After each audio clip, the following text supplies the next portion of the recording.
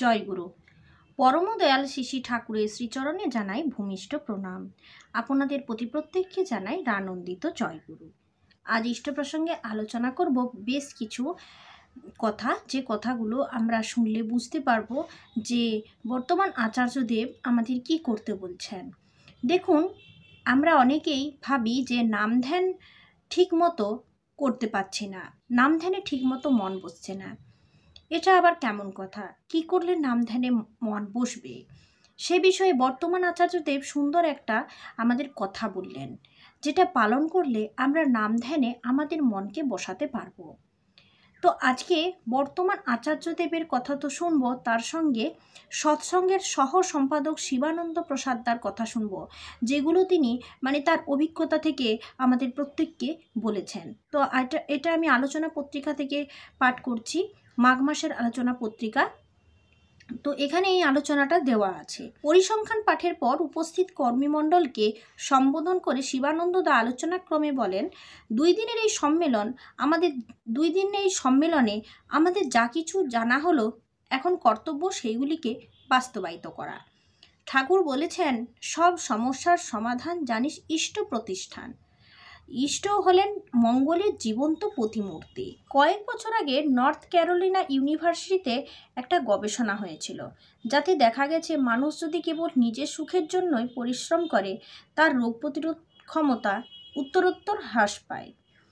কিন্তু সেই মানুষে যদি বৃহত্তর আনন্দ, বৃহত্তর লক্ষ্যের জন্য পরিশ্রম করে, তার জীবনী শক্তি পরিপুষ্ট হয়। আমি নিজেই এই কথার সত্যতা অনুভব করলাম কিছুদিন আগে। তার আগে গত কয়েকদিন ধরেই আমার শরীর খুব খারাপ যাচ্ছিল।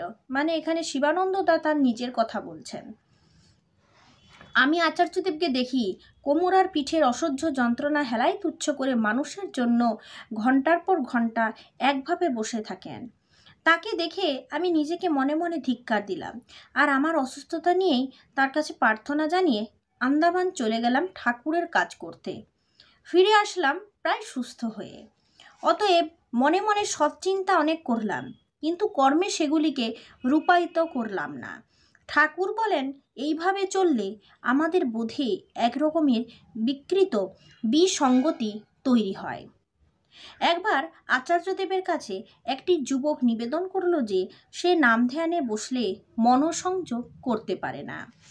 উত্তরে আচার্যদেব বললেন, এর কারণ তুমি মনের মধ্যে খুব ভালো ভালো চিন্তা করতে থাকো শুধু, কিন্তু কখনো সেগুলি বাস্তবায়নের চেষ্টা করো না। ব্যাপারটা বুঝতে পারলেন তো? একটা যুবক আচার্যদেবের কাছে নিবেদন করলেন যে নাম ধ্যানে তার মন বসে না, মনঃসংযোগ করতে পারে না। এই একই প্রবলেম আমাদের অনেকেরই হয়, বলতে গেলে প্রত্যেকেরই হয়। কিন্তু তখন আচার্যদেব কি বলছেন, তুমি মনে খুব ভালো ভালো চিন্তা করো, কিন্তু সেগুলোকে বাস্তবায়িত করো না। তুমি আগে এটাতে সচেতন হও। তোমার চিন্তা আর তার রূপায়ণের মধ্যে ব্যবধান যত কমবে, তত তোমার নামে মন বসবে। শুধু যে তাকে বললেন তা না, এটা তার উত্তর, এই প্রশ্নটার উত্তর এটাই। তোমার চিন্তা আর তার রূপায়ণের মধ্যে আমি যেটা চিন্তা করছি, সেই চিন্তাটা আমাকে বাস্তবে রূপ দিতে হবে। আমি শুধু ভালো চিন্তা করলাম, কিন্তু কিছু করার বেলায় কিছু করলাম না। কাজে করতে হবে, তা শুধু চিন্তা করে গেলে হবে না। আর এটা যত কাজে আমি বাস্তব রূপ দিতে থাকবো, তত কি হবে, আমার মনোসংযোগ তত হতে থাকবে। তার জন্য তিনি বলতেন, তোমার চিন্তা আর তার রূপায়ণের মধ্যে ব্যবধান যত কমবে, তত তোমার নামে মন বসবে।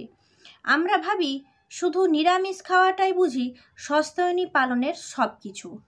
তা কিন্তু নয়। স্বস্ত্যয়নীর পঞ্চনীতির তৃতীয় নীতিটা হলো কি, কোনো সৎ চিন্তা যখনই আমাদের মাথায় আসবে, তৎক্ষণাৎ তা মূর্ত করে তোলার জন্য পদক্ষেপ নেওয়া। তাহলে তৃতীয় নীতিটা কি? এই তৃতীয় নীতিটা হচ্ছে, যখন কোনো সৎ চিন্তা আমাদের মাথায় আসবে, সেটা মূর্ত করে তোলার জন্য পদক্ষেপ নেওয়া। এখন দেখুন, আমরা সবসময় মনে করি নিরামিষ খাওয়াটাই স্বস্ত্যয়নী পালনের মূল নীতি। এমনটা নয়। শ্রী শ্রী ঠাকুর বহুবার ইচ্ছা প্রকাশ করেছেন যে প্রত্যেক দীক্ষাদাতা কর্মীকে যেন ফিলান্থ্রপির পক্ষ থেকে তার নিজস্ব অবলেট রেজিস্টার এবং ডিফল্ট রেজিস্টার বানিয়ে দেওয়া হয়। আর আজ পূজনীয় অবিন দাদার সক্রিয় উদ্যোগে আমাদের সামনে কি বিরাট এক সুযোগ এসে দাঁড়িয়েছে। তিনি যেটা বললেন যে দীক্ষা নিয়ে ইষ্টভীতি ছেড়ে দিয়েছে যারা, ভালো করে খোঁজ নিয়ে দেখুন তারা কোনো না কোনোভাবে খারাপ আছেই। এটা একদম সত্য কথা।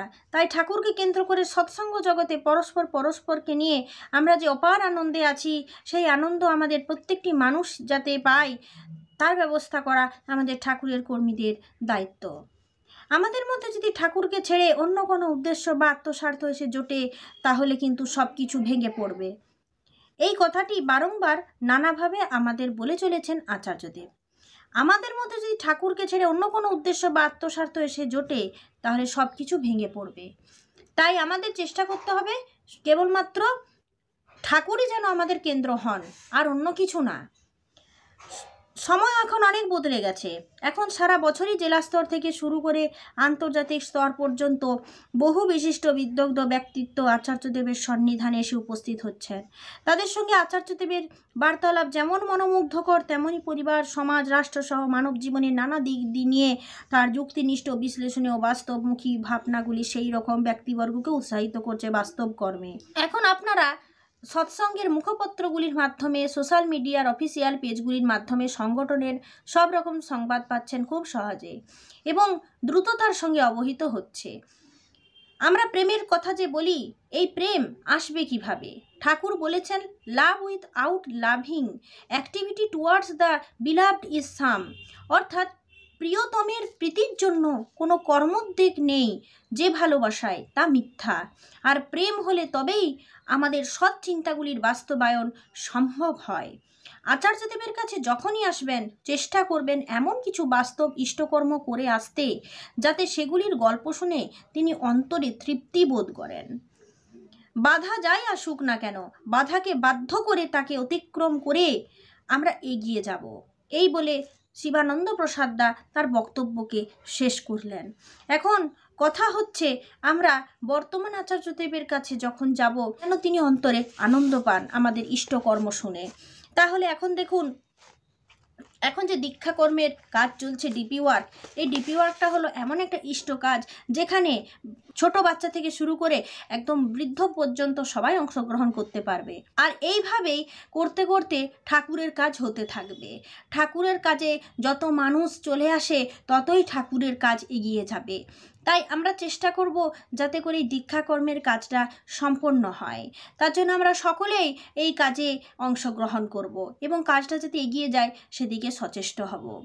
বর্তমান আচার্যদেব কিন্তু এই পরম দয়ালের পরম ইচ্ছাকে পূরণ করবার জন্য বেশ উৎসাহ দিয়ে যাচ্ছেন আমাদের প্রত্যেককে।